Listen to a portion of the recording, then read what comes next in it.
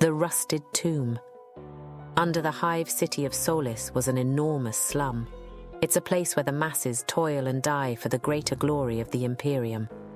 The wretched suffering of the Underhive is a stark contrast to the opulence of the Upper Hive above, with towering spires that pierce the heavens. Like symbols of unattainable splendor, they taunt the Hive scum below. My story takes place in the lower slums, amongst the squalor of the Underhive, about as far from the grandeur of the high spires as you can get. I'd heard the stories for years, whispers in the darkest corners of the slums, about people going missing or worse. Existence in the Underhive is typically brutal and short, so their lives and faces were quickly forgotten, but not before rumors of another mutilated body or disappearance made the rounds. The only consistencies in the tales was the location, an abandoned hab block that became known as the Rusted Tomb. The name itself was a mockery, for the inhabitants knew there was nothing to rust in a city where metal was valuable and life was cheap. The Rusted Tomb became a popular local legend in the surrounding area of Gutter's End, and was often used to scare children into doing what their parents wanted. Gutter's End was a forsaken place, even by the standards of Solis, a labyrinth of despair and decay where the masses struggled to survive. Masses like me. So I knew all the stories, but I believed in what I could see and touch, not in stories of ghosts and spectres. So, one fateful night, fueled by curiosity and a belly full of rot-gut booze, I decided to venture into the haunted hab block myself. I goaded 2 other low-lives I knew to join me. The first was Thaddeus. He used to work in a manufactorum a few sectors over before his accident. Some kind of outlet for one of the big machines ruptured, spurting molten slag all over him. He'd survived, but it had cost him a hand and left a patchwork of scars over most of his body. The Administorum rep had said he should be grateful to be alive, and grateful for the opportunity to make such a sacrifice to appease the machine spirits. But for Thaddeus, gratitude was a luxury reserved for those with both their hands, or at the very least, those with the means to afford a bionic replacement. Thaddeus, however, fell into neither category, and so gratitude was a sentiment as foreign to him as the bionic appendage he could not afford. So instead, the stump ended in a sharpened spike that he would occasionally jab into the air as he spoke. My other partner in crime that night went by the name of Sindel. He cut a rather peculiar figure, his frame lean and wiry, marred only by the curious sight of a pronounced potbelly protruding over trousers that were a couple of sizes too snug. All the time I knew him, I couldn't recall ever seeing Sindel indulge in a meal. Rather, he seemed to sustain himself solely on a diet of cheap booze. With bravado fueled by strong alcohol, we laughed at the warnings of the fearful. Ghostly wails, flickering lights, sightings of monsters and voices in the dark. We scoffed at them all, thinking ourselves well beyond the reach of children's stories. At the very least, we expected a good tale that would earn us a free drink here and there in the back rooms of Gutter's End, various drinking holes. But we found much more than we could ever have reckoned for. The main doors to the Rusted Tomb were stolen long ago, so we swaggered, as only the inebriated can, right through the main entrance. But as soon as we fumbled into the dilapidated hab block, the oppressive atmosphere settled around us like a shroud. Our rowdy jibes and laughter abruptly ceased, replaced by an uneasy silence as we all tried to hide the fear that was building in the pits of our stomachs. The lumen globes of the street outside filtered through the gutted building's glassless windows to faintly illuminate the vacant interior. However, as we ventured deeper into the decrepit structure away from the street, a creeping darkness slowly enveloped our path. I took out my trusty lighter and used its timid flame to guide our way. That's when I saw it. A hunched figure clad in tattered robes moved silently across the corridor at an intersection ahead of us. It bobbed and weaved with a random rhythm as it shuffled along like it had some kind of intermittent limp. "Hey!" I yelled. The figure turned slowly, hooded head swiveling to face me, and gave a low, gravelly hiss.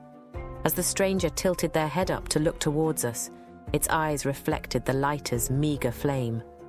It wasn't like the eyes of a person, more like the eye shine of a nocturnal predator that seeks its prey in the darkness of the night.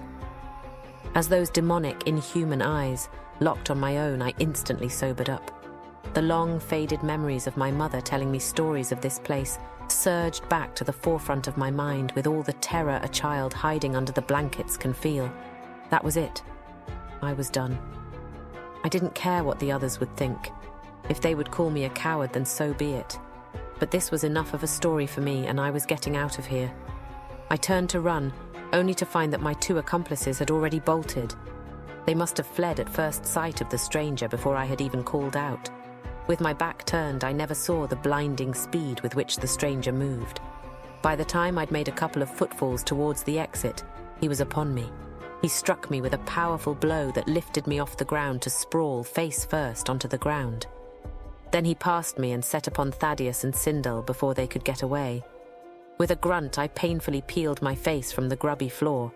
My lighter had been knocked from my grasp and flung down the corridor. Its light persisted, and I strained my eyes against the inky darkness to make out what was happening by its fragile light. The stranger tore off his soiled robes to reveal a form contorted by grotesque mutations that defied the boundaries of human flesh. Its limbs were twisted and elongated, ending in talon-like appendages that gleamed with a malevolent hunger. The flesh of its face was a grotesque mask, its eyes sunken and hollow. Despite its ungainly appearance, the thing moved with both speed and grace. It swooped low to lash out at Sindel's leg, amputating the foot in a single stroke of its clawed hand. Sindel cried out in agony as he pitched into Thaddeus, causing the 2 men to careen uncontrollably to the ground. Sindel writhed and cried out as the thing casually reached down to end his life. Thaddeus had lived in the slums his whole life and was no stranger to a fight. He recognized his opening and, pushing up with his knees, lunged up at the thing with the sharp spike of his stump. As if from nowhere, a third impossible arm caught Thaddeus's jab by the wrist, stopping the blow from connecting. The thing slowly turned its head to face Thaddeus, and with a toothy grin, tore him to pieces. In a matter of a few racing heartbeats, the 2 closest things I'd had to friends were gone. Then the blood-covered monster returned its attention back to me. It skipped and hopped over to me before, taking hold of one of my legs and hauling me deeper into the hab block. My captor seemed unconcerned for my welfare as I was dragged along the cold, filthy floor, my body bruised and grazed. I did try to struggle and break free, but my efforts were futile against the iron grip. Even though it was pointless, I cried out for help I knew would never come. I struggled and yelled until I was too exhausted to resist anymore, and allowed myself to be dragged like a sack of refuse to my final destination. Eventually, I was pulled into a large communal meeting hall, the shadows within it dancing with sinister intent. The room bore the scars of countless gatherings, with broken dining tables piled up in a pile at the room center, and what I saw at the top sent shivers down my spine. For perched atop, like a gargoyle at the heart of this forsaken chamber, stooped a colossal figure, an entity of sheer horror. The Patriarch, for that's what I now know it was, appeared grotesque and bloated, its massive bulk encased in a chitinous exoskeleton that dripped with a foul, ichorous substance. At the sight of something so horrifying, I found new energy and began to struggle again. But using its other 2 arms to restrain me, my captor presented me before its master like some kind of trophy. The Patriarch's elongated head bore rows of serrated, nightmarish teeth that seemed to glisten with malevolence. Just as terrifying were its eyes, piercing orbs that gleamed with an insatiable, hypnotic hunger. I tried to look away, but I couldn't, its gaze burrowing into my very soul. "No," I begged, tears rolling down my face. With agonizing inevitability, the Patriarch leaned closer. Its elongated tongue whipping out, it struck me on the neck, and searing agony coursed through my veins.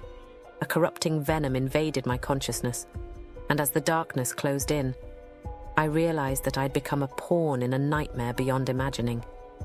In that final, dreadful moment, I knew that I was utterly cursed to suffer the Hive city's most dangerous and secret horror.